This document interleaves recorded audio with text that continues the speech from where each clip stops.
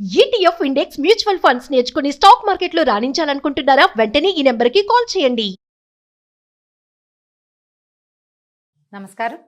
మనం రకరకాల పంచతంత్ర కథలు చెప్పుకుంటున్నాం. ఇందులో పాము ముంగీస కథ చెప్పుకుందాం. పూర్వమట ఒక బ్రాహ్మణ ఆయన భార్య చిన్న చంటి పిల్లాడితోటి ఒక ఊర్లో ఉండేవాడు. అయితే ఈయన మాతుకర వృత్తి, వెళ్ళి ఇంటింటికి వెళ్ళి ఇవాళ ఇది తిథివార నక్షత్రాలు చెప్పి వాళ్ళు ఇచ్చింది తెచ్చుకునేవాడు అనమాట. వ్యాయవారం అని అదనే అంటారు. వెళ్ళేవాడు. అయితే వీళ్ళకి చంటి పిల్లాడు ఉన్నాడు కదా, పిల్లాడిని ఉయ్యాల్లో వేసి ఊపేవారు. ఆ భార్య ఇంట్లో పనులు చేసుకునేది. ఆవిడ బయటికి వెళ్ళినప్పుడు ఆయన కూడా కాసేపు పిల్లవాడిని చూసుకుంటూ ఉండేవాడు. వీళ్ళ ఇంటి వెనకాల ఒక చెట్టు మొదట్లో ఒక బొరి చేసుకుని ఒక ముంగీసు ఉండేదట. ఈ బ్రాహ్మణ ఆయన ఏం చేసేవాడు, రోజు తన అన్నం తిన్నాక ఓ గుప్పెడన్నం ఆ ముంగీసకి పెట్టేవాడు. అది కాస్త వీళ్ళ వాకిట్లోకి ఇంట్లోకి తిరుగుతూ ఉండేది, వీళ్ళ దగ్గర తిరిగేది. తిరిగితే ఈవిడ ఆ భార్య ఏమనేదంటే, ఆ ముంగీసుని ఇంట్లోకి రానిస్తారేంటండి, చంటి పిల్లాడు ఉన్నాడు అంటే బ్రాహ్మణ ఆయన ఏమనేవాడు, అలా ఆలోచించద్దు, సరైన ఆలోచన కాదది, ఇది పెంపుడు జంతువుగా ఉంటుంది, వాకిట్లో ఓ కుక్క ఉంటే అది మన్నేం చేస్తుంది, అట్లాగే ముంగీసు కూడా ఏం పర్వాలేదు, అది సాధు జంతువు, అది మన్నేం చేయదనేవాడు. అది అన్నం వేళకు వచ్చి బయటకు వచ్చి అన్నం తిని తన దారిని తను తిరిగి మళ్ళీ తన బొరియలో తను పడుకునేది. ఎప్పుడైనా వచ్చి వీళ్ళ వాకిట్లోకో ఇంట్లోకో పెరట్లోకో వచ్చి అక్కడ చల్లగా ఉంటుందని అక్కడ పడుకునేది కాసేపు. సరే ఏమైందట, ఒకరోజు బ్రాహ్మణ ఆయన నేను బయటికి వెళ్ళాలి బయలుదేరుతానన్నాడు. ఆవిడ ఏమందంటే, బ్రాహ్మణి మీరు కాసేపు ఉండండి, మరి నేను నీళ్లు తెచ్చుకోవాలి, చెరువుకి వెళ్ళి మంచినీళ్ళు పట్టుకొస్తాను అని అన్నది. అనేసరికి ఆయన కాసేపు చూశాడు, కానీ ఆయన రాలేదు. ఆవిడే తొందరగా అక్కడ ఎవరో మాట్లాడిచ్చారు, వాళ్ళతో ఒక 5 నిమిషాలు మాటలకి నుంచింది. సరే ఈయన ఏం చేశాడు, తన దారిని తను వెళ్ళిపోయాడు. చంటిపిడ్డ ఉయ్యాల్లో పడుకుని ఉన్నాడు, ఒక ఏడాది అట్లా దాటిన పిల్లవాడు అనమాట. ఉయ్యాల్లో ఉన్నాడు, ఆయన వెళ్ళిపోయాడు. ఈవిడ కూడా నీళ్ళ నుంచి ఇంకా తిరిగి రాలి. ఇంతలో ఏమైంది, ఈ పెరటి గుమ్మంలో పడుకునున్న ముంగీస ఎందుకో ఆ దాట తలకాయ ఎత్తి చూసింది. చూసేసరికల్లా దానికి వాకిట్లో నుంచి లోపలికి వస్తున్న ఒక నల్లటి తాచుపాము కనపడేసరికల్లా ఈ ముంగీస హడిలిపోయింది. అమ్మో, ఈ పాము వస్తుంది, ఉయ్యాల్లో చిన్న తమ్ముడున్నాడు, పిల్లవాడిని ఏమైనా పాము చేస్తుందని అదేం చేసింది, ముంగీస పరిగెత్తుకుంటూ లోపలికి వచ్చేసింది. పాము ముంగీసను చూడగానే బుసలు కొట్టింది. పాము ముంగీస చెడామడా పోరాడుకున్నాయి. పాములు ముంగీసకి పడదని అదని చెప్తారు, మనకు తెలిసిందే కదా. అయితే ఈ పాము యథాశక్తి యుద్ధం చేసింది. ముంగీస మాత్రం ఒకటి తనని తను సహజమైన వైరమే కాకుండా తను ఏ ఇంట్లో అన్నం తింటుందో ఆ ఇంట్లో ఉన్న చంటి బిడ్డకి ఏదైనా అవుతుందేమో అన్న భయంతో ఇంకా వీరోచితంగా పోరాడింది ముంగీస. ఈ పాము ముంగీస పోరాటంలో పాము కాస్త మరణించింది. పాము చచ్చిపోయేసరికల్లా అయితే ఈ పాముని ముంగీస ఏం చేస్తుంది, పళ్ళతో పట్టి కొరుకుతుంది. దాని మూతంతా నెత్తురంటింది.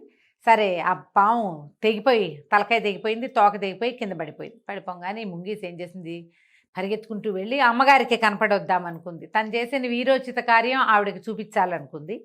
ఇంకా అది బయటికి పూర్తిగా వెళ్ళలా, ఈ గుమ్మంలో నుంచి బయటికి వెళ్తూ ఆ మూతి కంటిన నెత్తురుతోటి ఈ లోపల అప్పుడే మంచినీళ్ళు పుచ్చుకొస్తున్న ఈవిడ ఈ ముంగీస మూతికున్న నెత్తురు చూసేసరికల్లా ఆవిడ హడిలిపోయింది. అమ్మ బాబోయ్, ఇంకేముంది, ఈ ముంగీస మొహంది ఇంట్లోకి వెళ్ళింది, ఈయనేమో వెళ్ళిపోయింటాడు మాధుకరానికి, ఇది పిల్లాన్ని ఏమైనా కొరికేసిందేమో, ఏమైనా తినేసిందేమో అన్న భయంతో ఆవిడ చేతిలో నిండు బిందెతో నీళ్లున్నాయి, ఆ బిందె ఎత్తి విసిరి కొట్టింది ఆ ముంగీస మీద. కొట్టేసరికల్లా ఎత్తు తక్కువ, ఈ పొడుగు ఎక్కువ, కానీ దానిది చిన్న ప్రాణమే పాపం.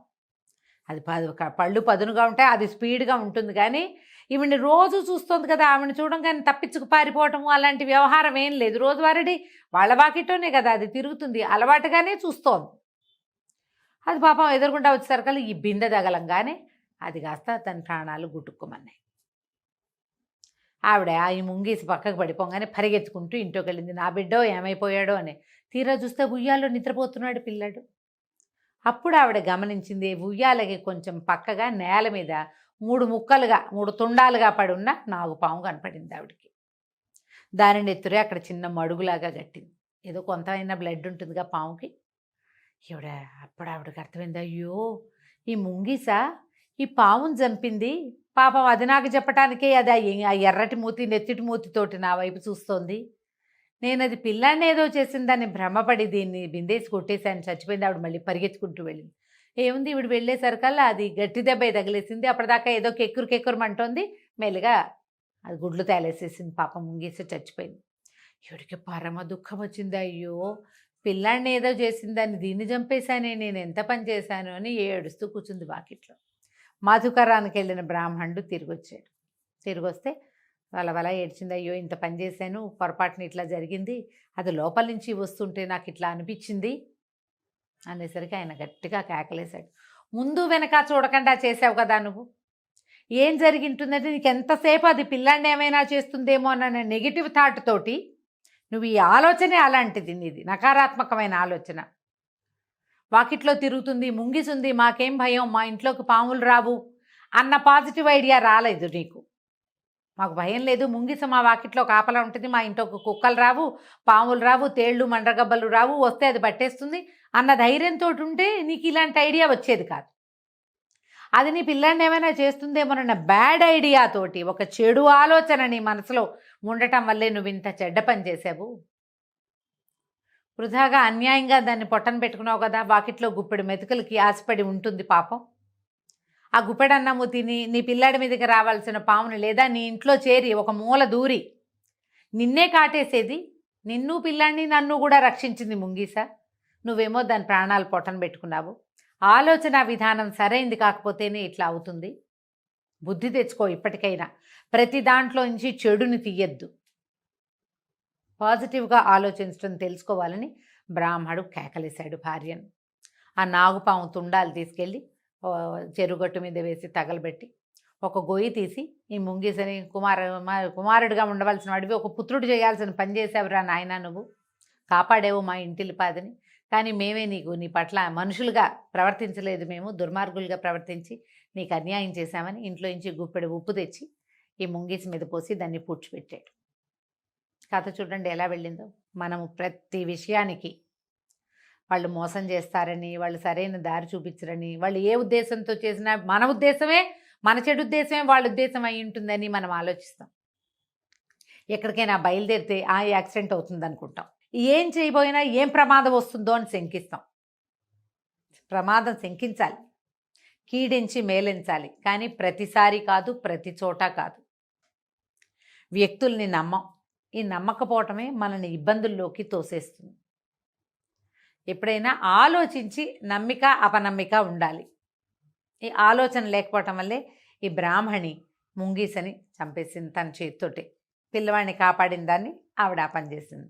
ఆలోచించి పని చేయండి.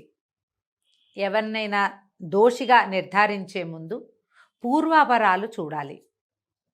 ఏ ఆలోచన లేకుండా చేసే పనులు చాలా చెడ్డ ఫలితాన్ని ఇస్తాయి. జీవితంలో ఇంకా ఎప్పుడూ కోలుకోలేని దెబ్బ తగిలింది చూడండి, వాళ్ళకి ఎంత బాధగా ఉంటుందో. మన వల్ల ఒక ప్రాణి చచ్చిపోయింది అంటే దానికి జీవించే అవకాశం లేకుండా చేసేసాం కదా. ఆలోచించి ప్రవర్తించాలి. కథ కంచికి మనం ఇంటికి.